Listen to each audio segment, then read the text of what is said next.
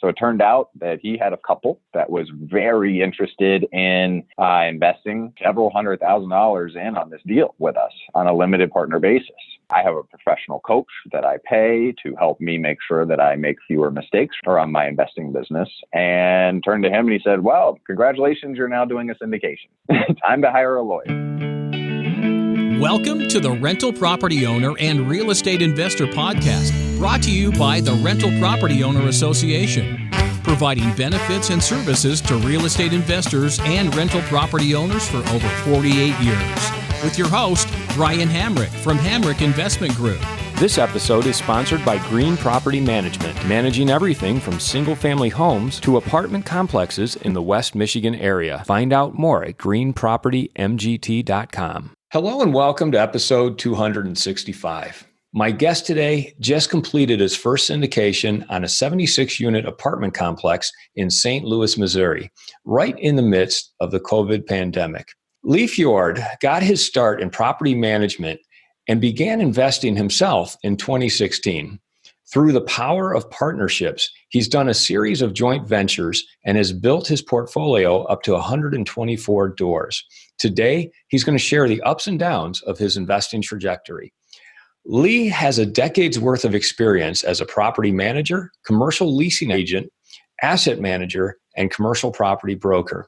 Lee, welcome to the show. Ryan, thank you. I really appreciate the opportunity to, bring some value to your audience. I always like to start out our conversations by just finding out a little bit about you and, tell our guests how you got started investing in real estate. Like you said in the intro, I began as a property manager in 2012, managing other people's properties. Learned a lot of lessons with other people's money and other people's time, and decided that it was time for me to take the leap myself in 2016. Started with a duplex and then added on 4 families and houses, and they weren't scalable. So then the next logical step was to find a partner.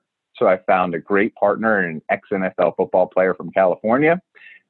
He and I bought a 38-unit joint venture deal in October of 19. And then we continue to do actively asset manage that property, and just recently took down a 76-unit value add syndication deal. My first syndication, did a 506B, raised the capital to be able to close the deal in a very short period of time. Once again, it's also a value add purchase here in my backyard of St. Louis, Missouri. I want to kind of go back and cover the things you just mentioned, because I think it's an interesting progression and very common, I think, amongst a lot of people who start off with single family or duplexes and work their way up, buying multifamily and then eventually getting into the apartment syndication world. And I know that's certainly how I built my portfolio as well. Why don't you talk about that duplex? Is it making money for you? What are the pros and cons of starting off with a duplex? So I made every mistake in the book on my first duplex. I bought it sight unseen on a foreclosure auction website for cash. Had never been inside the property, did no inspections, had no idea what I was really buying, and paid cash for it right out the gate. Luckily, I was smart enough to purchase it in a neighborhood that was transitioning, and I could see the true value in the property. I then used all of my own cash to personally gut rehab the entire duplex myself. And did everything to it with my own 2 hands that didn't require actually being a licensed professional, like for electrical or plumbing. So bought it for 30, put 100 into it, way over improved the property as well, like stainless appliances and beautiful everything. And managed to lease the property. Each unit rented for $850 per month. And so I had 130 into it, was bringing in $1,700 a month. And I took it to the bank and did a refi. And the appraiser told me it was worth $181,000. Thank God, because I had no idea. And was able to pull out all of my original investment, just barely. And then it now is on long-term fixed interest debt for the next 30 years. I have to keep it rented 100% of the time, or else I can't make my mortgage payment. So it went well in the end. It took me an entire year to take that property from the day I purchased it to the day it was fully leased and refinanced, and almost all of my money available at the time. So I did not do anything the proper way, but was able to get it across the finish line, and it didn't result in a bad deal, just a deal that I wouldn't do again, let's just say. Yeah. So on paper, it sounds like a modest success. I mean, obviously, you got more in value out of it than you put into it. But I'm curious about the amount of time and how you value your time that went into it. Because if it took you a whole year, I'd imagine that there were hundreds, if not thousands of hours that you put into this deal. Hundreds and hundreds and hundreds of hours. It was my full-time focus for the better part of an entire year. I also simultaneously was getting my real estate license in Missouri at the same time. But Monday through Friday, even on weekends and evenings, I was over at that property swinging hammers and hanging drywall and doing framing. And I am not a contractor, I've realized. But I learned a lot. I learned what not to do. Spent a lot of money on tools. And, I was not focused on taking advantage of what my best efforts are worth. My time was worth very little, I felt, or I felt at the time, or I used my time very poorly, however you want to put it. But now learning that lesson, I do my best to do the exact opposite, to really recognize where my strengths are and then focus on my strengths, as opposed to trying to teach myself new skills that I'll never be as good at as a true professional. I'm wondering if you have a way of valuing your time. And when you look back on that period, that year you spent, if you can put a dollar value to how much your time was worth during that period and how much you got back from all that effort. If I were to pay myself to do that same amount of work, I would probably only want to pay myself about $12 an hour for the type of work that I was giving myself for that almost entire year time frame. So yes, my time was not worth nearly what it is today, but the value of my time is greater because of it as well. The education that I received by doing things myself, learning it the hard way, I would say now as an investor, the value of my time and what the results I received from my time efforts are so much greater now because of that experience and because of that education. So I could never put a dollar amount on the value of doing it and the things that I learned from it, but at the time, the actual dollar value is very low. The education, is invaluable. Was it necessary for you to learn those lessons in order to go on and continue investing and build your portfolio? I would say, considering my position in my organization, it was something that was necessary to have gone through and know every aspect of the ins and outs of a property. Yes, it is something that I would look for in any future partner that was an asset or is an on-site project manager on any property that I were to partner with. I would want to know that they've done it at least once before, if not several times before, ideally, before I were to, really trust that they could oversee a large project, unless they've done it before. So, yes, considering where I am right now in my investing career, I'm glad I did it, and I would not go back and say, don't do it. I would just say, only remember, you're only doing this for the education. Where did you go from there? I mean, obviously you kept building your portfolio. Did you buy anything while you were in the midst of that rehab, or did you wait until you had that duplex settled and then move on to more units? So I waited until after. There would have been no way for me to be able to take on multiple projects at a time. So I waited until after I completed that one project. And then I recycled my funds from that project into a 4-family and a single-family house that I purchased. Those required less remodel than the duplex did. Once again, I did do all of the work myself. Learned my lesson on buying properties that were completely vacant by buying a fully occupied 4-family, used financing to close on that 4-family, as opposed to paying cash. I did pay cash for the little house, and I continue to hold it as cash because it's a great little rental property that just spits money into my pocket every single month. But learned lessons of what not to do and what to look for when buying properties, but hadn't really learned that lesson of, Lee, it's not worth your time to be swinging hammers or having paintbrushes in your hands, because I felt like I was getting better at it, and I was, and they went much faster, and they were done for a lot less budget per square foot, that is, for those projects. So at what point did that start to sink in that, hey, maybe you shouldn't be doing the work on these homes? Maybe that's something better left to other people so that you can focus on building the portfolio? Not until I bought the 38-unit joint venture deal.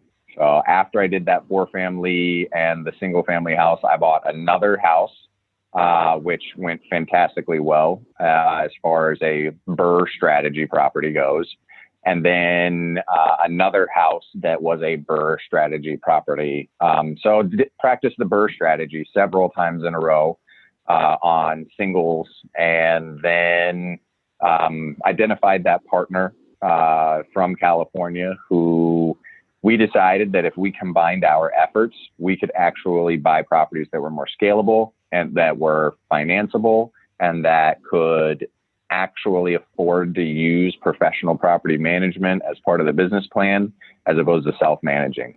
So it wasn't until that 38 unit was purchased and I had management helping me with all of those aspects of the ownership and the asset management and the day-to-day over there that I realized, man, my time is really more useful, focused on the higher level aspects of the business. That's when it really became a business. Before that, I was just kind of investing. Yeah. And Lee, you said a couple of things there I want to follow up on. So were you managing yourself at first and then you transitioned to third-party professional, or how exactly did you handle the management piece? Self-managing all of the singles and 4s, and I still do that right now. I still manage the single-family houses and the 4-family and the duplex myself. That will be changing very soon as I transition my tenants out of there, and I'll be putting those under management with my management team. But I didn't start utilizing management until we purchased the 38-unit property here. Great. And when you talk about your management team, do you mean the third-party property management that you're using on your larger complexes? Correct. Yep. I use a third-party management team here that takes control over everything with respect to the day-to-day aspects of the property, including the majority of the large CapEx work that's done at the property as well, like unit turns, so on and so forth. You brought us up to a turning point in your story here, and I want to focus on that. But before we go there, looking back on the duplex, the smaller multifamily, what are some of the biggest mistakes you made? Not considering that you've already told us about putting too much of your own time and effort into them. What were some of the other big mistakes you made? Hiring the low bid contractor. So the guy or the team or the person that you hire, the least expensive person of the bids that you receive is usually the least expensive person for a reason. I've learned that the person who comes in the cheapest and that can start work tomorrow usually means that he doesn't have any other book or any business on his books and is desperate to get the job. And that's never someone you want to hire to do anything for you, is someone desperate and out of work. So do you have a horror story of hiring the low bid contractor? Oh, yeah. On that duplex, I hired a plumber that it literally took him I want to say 7 months to replumb the house, which that should be a 3-week job. And I'm talking about like new sewer lateral and everything, like new water supplies, new water heaters, like new water supply from the street to the house, a new sewer lateral out to the to the sewer. We did everything on that duplex, and it took him 7 months to do it. And it wasn't because of delaying, but due to anything else. That was just to get to rough in. It was horrible. What was his excuse for taking 7 months? Weather. He constantly was hitting me up for additional money, so he was running out of money, so he was running out of materials. Not having enough help. Blaming it on inspectors, blaming it on anything under the sun that you can come up with, other than the fact that he just was, it was like 2 guys in a rusty pickup truck that showed up and said, "Hey, we can do the job for this price." And I was foolish enough to hire them. Luckily, I was doing it with my own money. So, and I had all the time in the world, apparently, to let this just go push it down the road. And I wasn't as strong of a project manager, so I didn't know how to manage a poor quality contractor. So now he taught me a lot of lessons. Did it get done? Yes. But man, oh man, I would never recommend someone hire the low bid plumber ever. Now I want to get back to this turning point where you decided to start going after larger multifamily and apartments. And you mentioned an ex-NFL player from California who you met. Can you tell us who he is? Because I'm sure there's a lot of football fans who would love to know. How did you meet him and how did you form that relationship? Yeah. So his name is Garrett Mcintyre. He lives in California as a firefighter. We met through Bigger Pockets, actually, on the message boards. And he had purchased a 4-family here in St. Louis. I was buying and, doing my thing on smaller multis. And I was out in California for a ski trip visiting my dad, and said, "Hey, well, I'm out there anyways. Why don't we get together for coffee?" And we did, and sat down, and 4 hours later, 4-hour-long coffee meeting turned into, man, between the two of us, we could probably do some pretty cool things together. So we decided to take the leap. We started by buying a house together, a really inexpensive house here in St. Louis. We paid, I want to say, $27,000 for this house. Put about another $3,000 into it, so we're all in for $30,000, and got it rented for $775,000. So it went really well. And I would recommend anybody who's looking to actually start a partnership, do it with someone and start with something smaller if you're going to really try and build a business with someone, because partnerships are something you should be slow to get into and quick to jump out of, but definitely slow to get into, because it's a marriage. I intend to own that house and this 38 unit with Garrett for many, many, many, many years. Decades even, which means we're going to be partners. And I'm really excited about that. And he's a huge asset to my business as far as those, couple properties go. And, we definitely hope and intend to do more deals together in the future.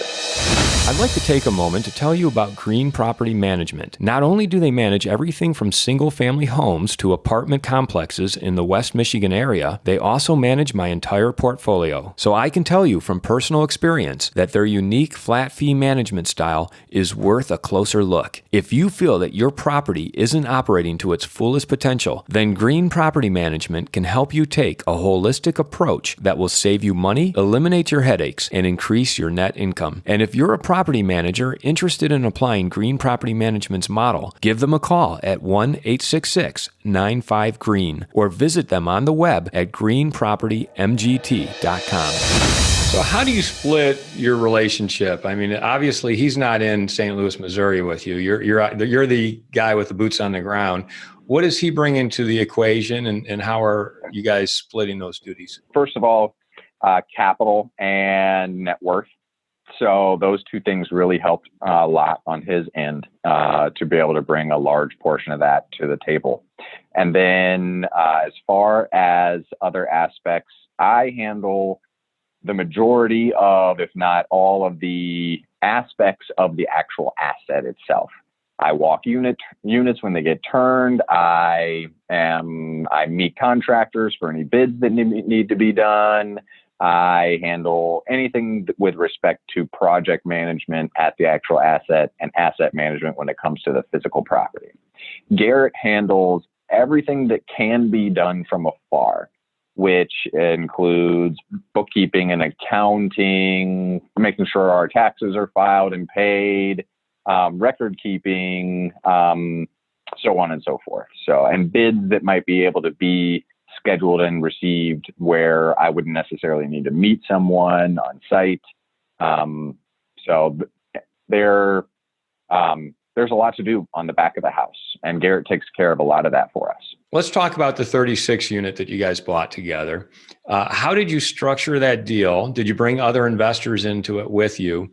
And just kind of take us through the story of that, how it began and how you guys were able to take it down. So we purchased the property 50-50 with 50-50 equity and 50-50 dollars. So we own it 50-50 together as a joint venture partnership with no other outside investors, and the plan is and has always been to exercise a value add business plan where we use our cash flows to increase the value of the property through unit turns.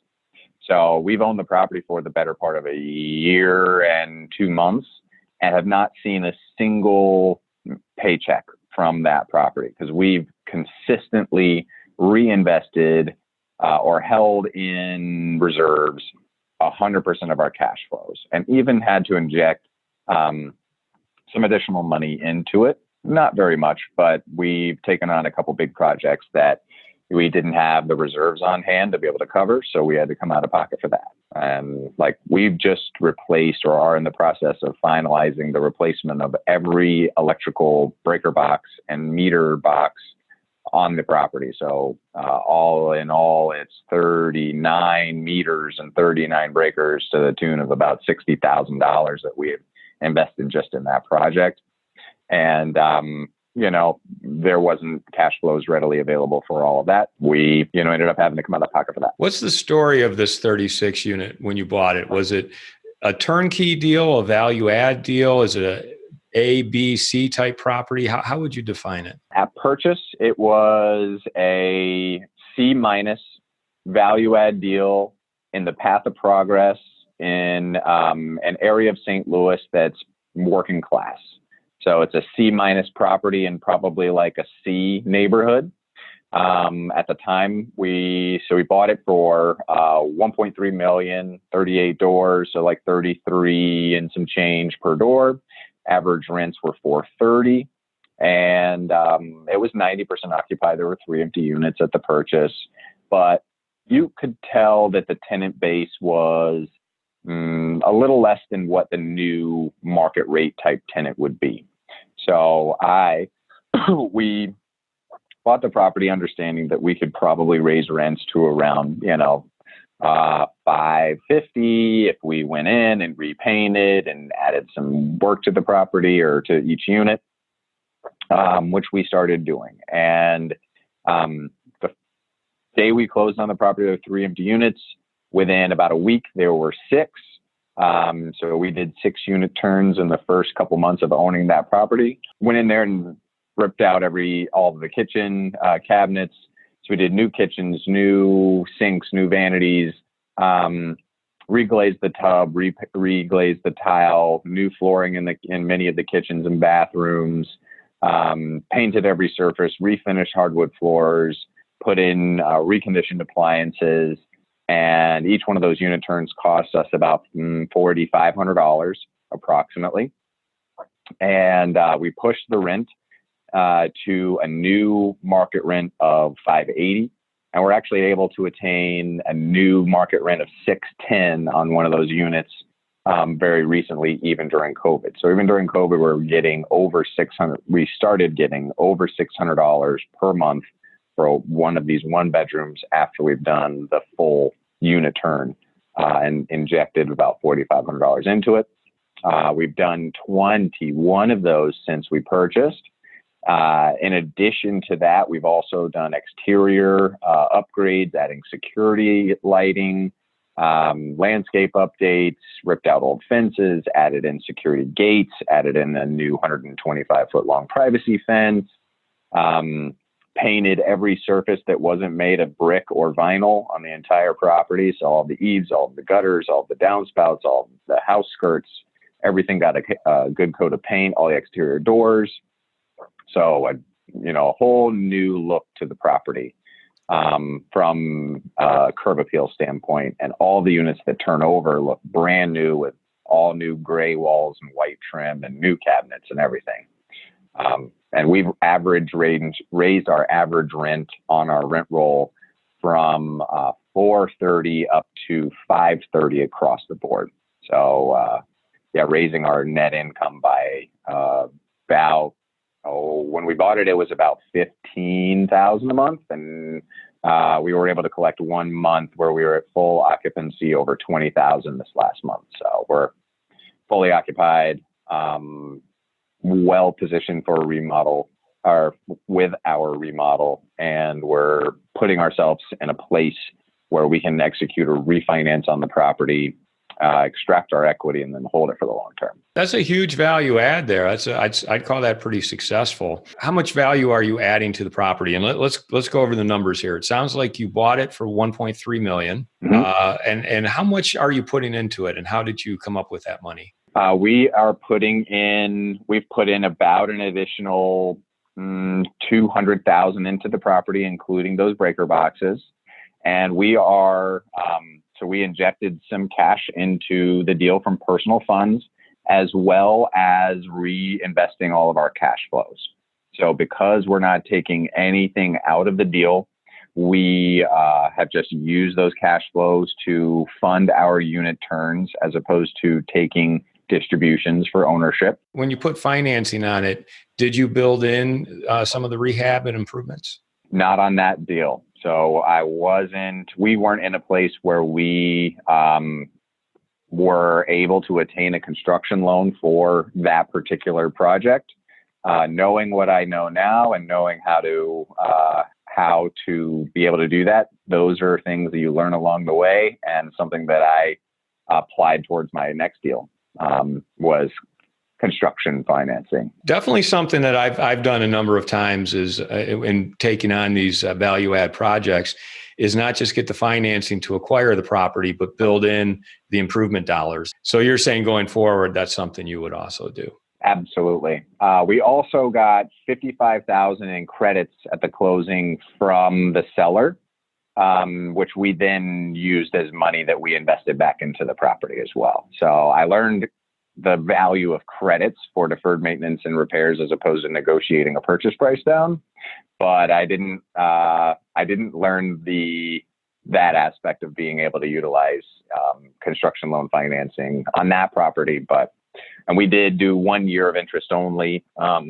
But as you learn more, the better negotiator you are, and the better you have a handle on this. And also the better relationship you have with that lender, the more they're willing to help you move forward with your next project. Sounds like the 1.3 acquisition, another 200,000 in additional dollars that you've put into it.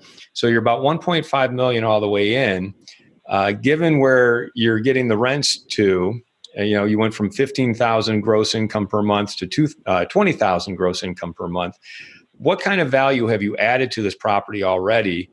And what's your goal when you go to refinance and put a different type of loan on it? So I've already received an unsolicited off-market offer from another investor at 1.9 million. So and the number that I have in mind for my refinance is right about there as well. So I'm looking at ideally being at a value of 1.9 to about 2.1 million when it's all said and done and the work has been completed. Timing wise, it will depend on how quickly were able to complete a couple extra projects that I have going on over there. I'm adding a laundry room for added income, and we have a couple other unit turns that we want to complete. And then after we're done with that, we'll be ready for refi. And at that point, I truly believe the property will appraise at a minimum of a 1.9, ideally higher than that. Yeah. What's your preference, to hang on to it for the long run or sell it? Hang on to it for the long run. When someone comes to you and offers you several $100,000 over what you have into it, it's hard to say no. And we are still in discussions with that buyer, but my goal is for lifetime cash flow. It's for cash flow to be able to put my life in a place where I can operate my business from any location, and be able to have a consistent income coming in from my investments. It's not to get one big fat payday, pay a lot of taxes on it, and then take that and roll it into something else. It's to, get a paycheck that's coming in from my efforts that I put in for a long period of time. So the goal is to refinance it into a non-recourse long-term debt solution, ideally like a Freddie Mac small balance loan. That's exactly what we put on our 37 unit, was a Freddie Mac small balance loan.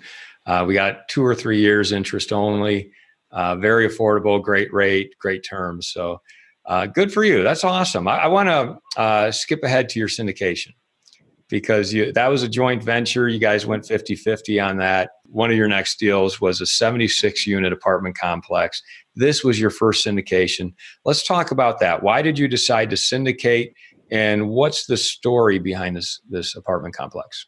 It's amazing how the law, the first deal, actually is true, where once you've done one, it makes it so much easier to do the next one and the next one and the next one. Your credibility is so much higher with other people in the industry, so on and so forth. So I had owned the 38 unit for almost a year at that time, was networking with agents and brokers and so on and so forth. And one happened to bring me a contact. I wouldn't necessarily call him a broker, but a contact of mine brought me a deal that he knew that the seller was ready to part with the property. I guess I would call him a wholesaler, but he was really more of like a referral person at that point. Because as soon as the seller and I met, we kind of just took it from there. So he gave me the information about the address and sent me a copy of the seller's, current income statement and rent roll, underwrote the deal, had an idea about where the seller wanted to be on value. I felt like it was realistic. So, toured the property, liked what I saw as far as the condition of the property and the location. It's 76 units that were built, in phases between 1981 and 1989.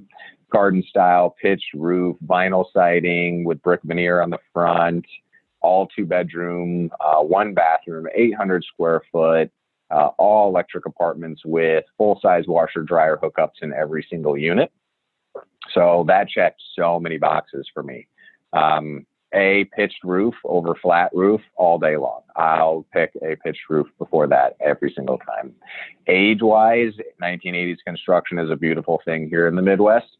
I come across a lot of 1950s, 60s, or even earlier built construction properties, and I learned my lesson with older properties with my other properties. And if I can avoid a flat roof, I will. If I can avoid something that has cast iron stacks or knob and tube wiring or plaster and lath walls, I definitely will. So this checked all those boxes from an asset standpoint. Also, they all have central air, which is a fantastic thing. So met the seller at the property. We had an understanding about value, was able to negotiate seller financing on the deal. So he carried back $150,000 at 5% interest for 3 years. We worked out a schedule, so wrote up an LOI, wrote up all the terms. We ended up at 48 a door. So for 3.6 million, and took it off, from there. Move forward towards inspections, reached out to my financing partners, and I call them partners because they are my biggest investor and my biggest partner, my bank or banks. In this case, I actually had a couple banks looking at it, but I ended up going with the same bank that did the 38 unit. So that was great because I already had an established relationship with them, and it was understood that they were happy with the property and the location. As long as the numbers worked out and the property appraised, we can get it done. Locked up 5-year money with 2 years of IO at 4.25% interest at 80% loan to cost. So great terms for regional bank financing. And it is recourse, but I don't ever plan on giving a property back to the bank. They also gave me $200,000 in construction money. And so we were able to get that as well from our bank at the same rate, under the same terms. So it's a beautiful thing because now we have plenty of liquid funds available to do our value add business strategy. During this process, I was starting a business relationship with a longtime friend who is my mom's best friend's son. He built a business, a logistics business, and then under 40 years old, basically retired. And so he did really well. And he wanted to start investing in real estate. So he and I got together and he was like, yeah, I really like the deal. What would you think about, partnering? And I said, great. I really love to. Let's do it. So he and I partnered up originally. And then we thought, well, the more the merrier. So we then I found another local partner here in St. Louis through one of my networking groups that I'm a part of. And that partner and my other partner from Florida just decided we were going to do a joint venture together on it. We get it through the process of we're doing inspections and underwriting the whole deal, and it's starting to get really serious now. My local partner said, hey, I have people that would probably be interested in investing in this on a limited basis as a limited partner. I said, okay, let's have a conversation with them. So it turned out that he had a friend or a couple that was very interested in investing several $100,000 in on this deal with us on a limited partner basis. So in that case, I have a professional coach that I pay to help me make sure that I make fewer mistakes from now on my syndication business or on my investing business, and turned to him and he said, well, congratulations, you're now doing a syndication. Time to hire a lawyer. So we hired a lawyer to start that process of building the private placement memorandum documents and so on and so forth. And sure enough, once we realized that we were going to be doing a 506B syndication, we might as well start talking to other people about investing their money into this syndication. So we had 2 other investors that decided to invest large sums of money in this syndication deal with us, and that were already, friends of ours. And it was a fairly, considering it won't always be that easy, but in the back of our minds, between the 3 of us, Chris, Marvin, and I, we always knew that even if we didn't raise the money, whatever was left over, we were going to be contributing on our own. So we always had that in the back of our mind anyways. The money was already raised. It was just who it was going to come from. So you formed a new partnership on this particular deal. What about your partner in California? Was he part of it as well? Or did you decide, do you make each asset, each deal, different partnerships, different ways of going about it? Yeah, we decided that each deal would be a different, partnership plan. And with the structure that we had originally, he wasn't really interested in joining in on this deal. So I was like, okay, I understand. So I established the partnership with the two other guys and took it down with the three of us. I look forward to hopefully doing another deal with Garrett in the future. And, it's just deal by deal basis. When you do a deal with someone, when you partner with someone on a real estate asset, it's not a marriage. You can always do other deals and with different people. And then my next question is, how much did you need to raise to take down this, what was it, $4.3 million? 4.3. The total raise was 800,000. Okay, so 800,000. How many investors did you bring in, and what's the range of what they invested? We only brought in 3 outside investors. Of course, Chris Marv and I also are limited partner investors on the deal as well. We contributed money ourselves, and the range was from as little as 50,000 and as much as 350,000. In talking to those investors, did they just want in because they knew you guys and they said, okay, we like what you're doing? Or did you have to convince them, create a marketing package, really give them all the specifics of the deal? We did both.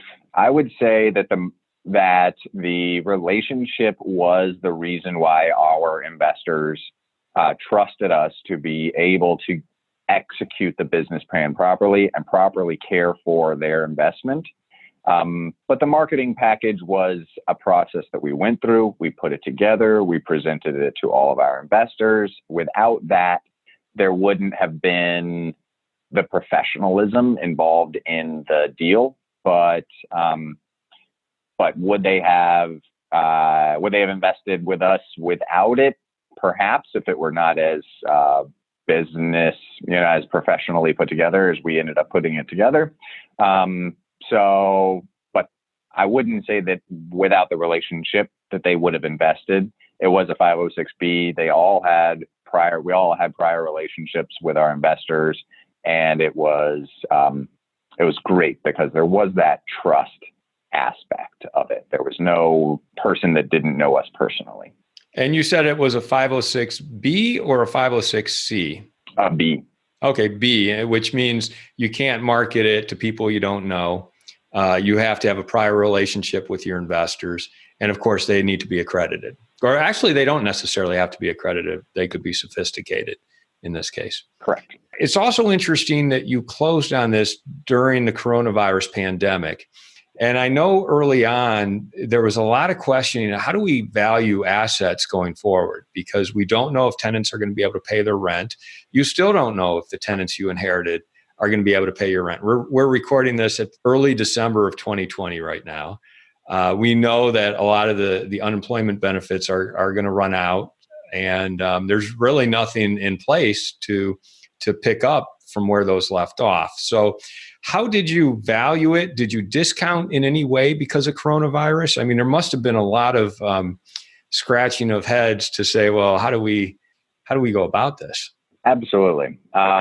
We underwrote the deal very conservatively with an understanding that as long as we reached or never reached a 60% vacancy or lower, that we would be break even. Our break even is 60% economic occupancy.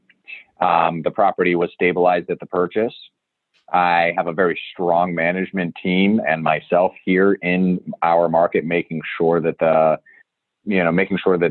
value add business plan and that the property continues to operate as efficiently and successfully as possible. We did build into our underwriting a high vacancy period for the next year to 2 years, as well as a zero rent growth for 12 months, even though we are executing a value add business plan and upgrading our units currently. And we are renting those units for about $150 more per month than the original leases were at purchase. So there is, when you underwriting, I try to approach underwriting from an aspect of that this is, you underwrite to both ends. What is the worst case scenario, and can I stomach that? And will the property ever hit that rate? And what would I need to do to avoid that? And what's the best possible case scenario? and then find somewhere a little bit closer to the worst and make sure that the property is okay there. So we looked at market rents in the area, rent growth, which is the market where this property is actually in, let's see, CoStar put out a report last month that actually put it in the 16th it is the 16th highest rent growth area for 2020, the year. So that market in an area of St. Louis is number 16 in the entire nation. So it has decent amount of rent growth, but we didn't incorporate any rent growth into that market or into our property. So one of your strategies was to employ very conservative underwriting to make sure that you stress test if you go down to 60% occupancy. Did you raise additional money, or are you deferring payments to your investors just to get you through this period? Or are you at a point where you're comfortable now that you can pay your investors and still do well during this pandemic? We made sure to raise more than enough for a high reserve amount for the property. In addition to that, we made sure to set aside enough, principal, interest, taxes, and insurance for a full year. So we have more than enough cash in the bank in order to keep this property, even if it went 100% vacant. We, with the dollars that we have in our current operating account, could keep this property afloat, I guess would be the way to say it, for a full year. That includes, everything about our fixed costs, utilities, maintenance, everything.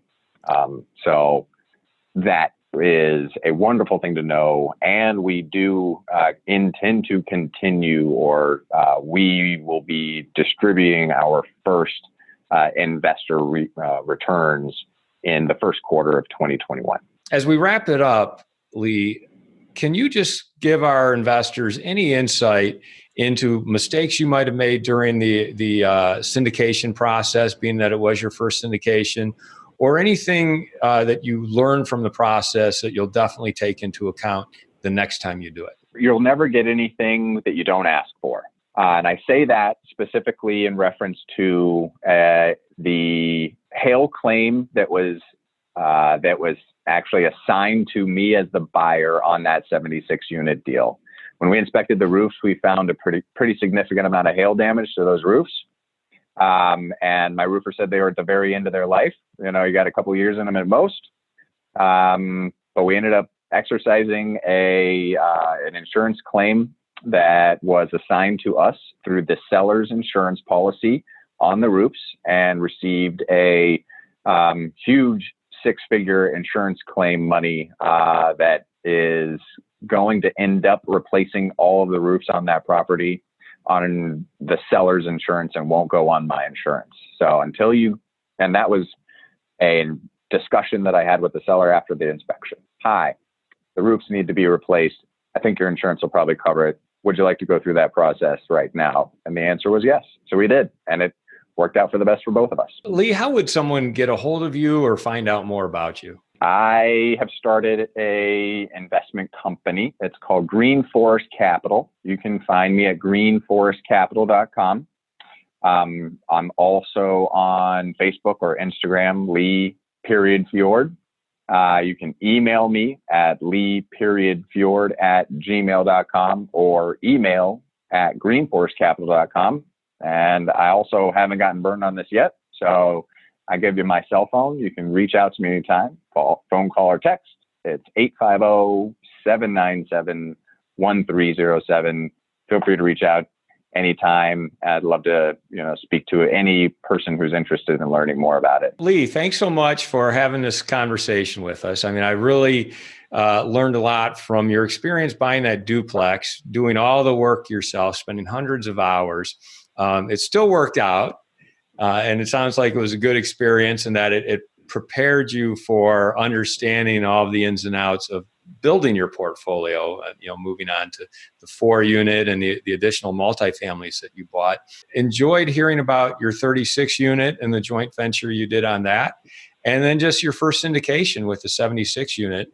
and how that came about and how you were able to raise the money. So thank you so much for sharing this trajectory of yours since 2016 in investing, and good luck on future endeavors. Thanks, Brian. Appreciate it. I want to thank everybody for listening to this episode. I'm your host, Brian Hamrick from Hamrick Investment Group, and you can find out more about me by going to higinvestor.com. That's higinvestor.com. And you can also ask questions and join us on Facebook by going to RPOA, Rental Property Owner and Real Estate Investor Podcast. This episode was sponsored by Green Property Management, managing everything from single-family homes to apartment complexes in the West Michigan area. Find out more at greenpropertymgt.com. You've been listening to the Rental Property Owner and Real Estate Investor Podcast, brought to you by the Rental Property Owner Association.